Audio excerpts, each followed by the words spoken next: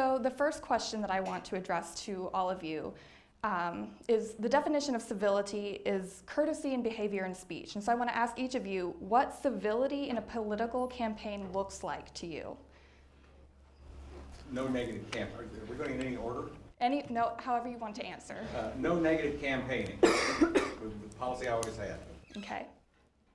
If you have to drag yourself down, if you can't build yourself up and what you're running on, if you can't make a good articulate case for that, you need to get out of the race. That's just my personal opinion. And a lot of them need to get out of the race. Does anyone else want to add on to that? I guess for me, it's about not attacking the individual candidate, but like more so attacking policy.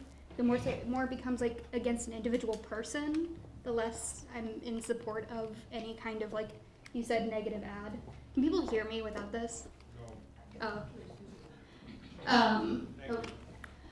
So what I said, just to reiterate, was that I don't like it when politicians attack a person, like an individual. I want it to be more about policy and more about what is going on in the political arena, as opposed to an individual, like attacks against a particular individual.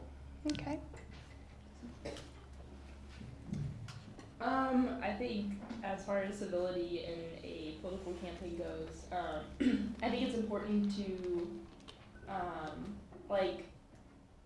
it's hard to, definitely outline it, but I think, being aware of, the policies as Shauna laid out, and attacking those, trying not to go for, ad hominem attacks. I think that would also be beneficial. And not necessarily attacking the supporters of the specific candidate. I think that would probably be important as well.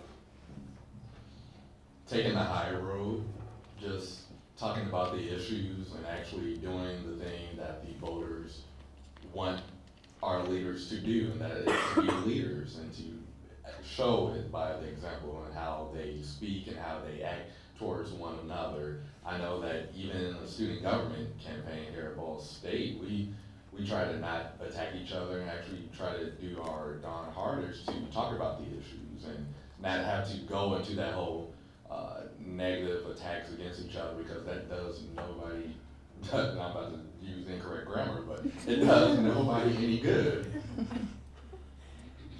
I think candidates who are running a campaign should approach conversation the way we would hope that each other would approach the conversation, and that is with a certain level of humility and friendship. I'm really big on this idea of citizens and politicians as friends. We don't always agree with our friends, but we certainly address their issues and we approach the conversations with a generous and open spirit. And it's something that I encourage my students to do, and it's something that I think politicians could probably do a better job of. I already answered. Yes, we could. I don't know about you or how you feel, but I'm particularly troubled by what I've seen in this presidential campaign and the personal attacks that are going on. We've seen it also in the Senate attacks here in the state of Indiana, in that particular office. And to a lesser degree in the governor's office, run, but still there.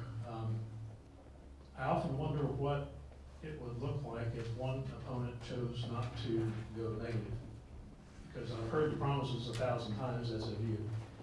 But I'm not going to go negative. This may be the only living human being that's ever done it. I don't know. But the human nature is to attack back when you've been attacked and to clear your record. Mm-hmm. Okay, so I don't know exactly sometimes how you clear your record or point out a deficiency in somebody else, what you perceive to be a deficiency in somebody else's record, without yourself being thought of as negative. Mm-hmm. Okay, so it's not quite as easy a trick as you might think. But again, this is probably one of the living human beings that have done it.